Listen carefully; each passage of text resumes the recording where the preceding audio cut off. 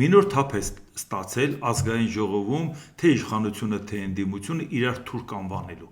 Այնքան էլ համոզիչ են ասում, որ մտածում ենք, ասում ենք, լավ,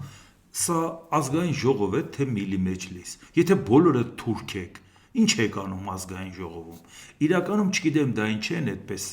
տարածում, որ իբր թե միայն այդ ծագման դեպքում են Հայաստանի նկատմամբ տենց բարբարոսաբար վարվում, ոչ ժողովուրդ ջան։ Այնպես ոնց որ հայը կարա Հայաստանին վնաս տա, ոչ մի այլազգի այդ վնասը չի տա, որովհետև ես ուզում եմ նաև մտածենք, որ այդ ընչաքաղցությունը, որ մեր մոտ կա, եւ այդ մաքսիմալիզմը, որ կա, փողի դիմաց պատրաստ են ամեն ինչ անել ի վնաս նաև մեր պետությանը, օտարը տենց բան սկի իրան թույլ չի տա։ Մի պատմական օրինակ բերեմ միտքս պարզաբանելու համար։ Ժան-Բատիստ Բեռնադոտ Ժուլը դա Նապոլեոն Բոնապարտի ժամանակ փառապանց զորահրամանատար էր ու Նապոլեոնի ձեռով մարշալի կոչում ստացած։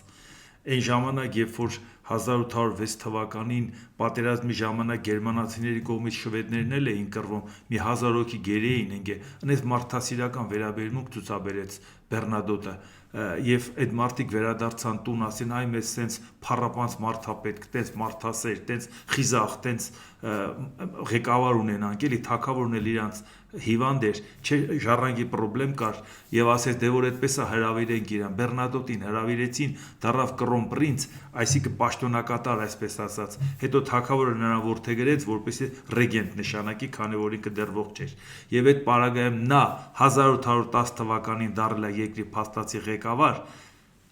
Իսկ այդ ժամանակ շվեդները մտածում էին Ֆրանսիացուն բերենք Նապոլեոնի մարշալին, Ֆրանսիայի հետ էլ հարաբերությունը կլավացնենք, բայց 12 թվականին նույն Բեռնադոտը պատերազմ հայտարարեց Ֆրանսիային եւ պայմանագիր կնքեց Ռուսաստանի հետ։ Ասին ես ինչ ես անում, Նապոլեոնի մարշալն ես։ Ասեց այն պետությունը, որը ինձ վստահել է, ձեռքս դրել եմ, երդվել եմ, նրանց շահերը պահանջում են պատերազմել Ֆրանսիայի դեմ, պայմանավորվել Ռուսաստանի դեմ։ Այսա է պատասխանատվությունը, ոչ թե ազգային պատկանելիությունը։ Եվ այդ մարդը զորքով գնաց ֆրանսիացիների հետ էլ կռվելով, գնաց հասավ մինչև Փարիզ կոալիցիոն ուժերի հետ միասին, որտեղ ասում էր ես Նապոլեոնի քաղաքականության դեմ եմ կռվում, ես ֆրանսիացու դեմ չեմ կռվում։ Այնպես որ ժողովուրդ ջան, եթե մարդը ստանձնի այդ պետության պատասխանատվությունը, ազգային պատկանելիությունը կապ չունի, որտեղ մենք տեսել ենք, թե ինչպիսի վնաս են տալիս հենց հայերը, հենց մեր երկրին բոլոր ուղություններով։ Օտարը նստեր մեր իշխանության աթոռին, այդքան վնաս չէր տա, ոնց որ մերոնք են տալի։ Նենց որ ազգայինով չբացատրենք դա։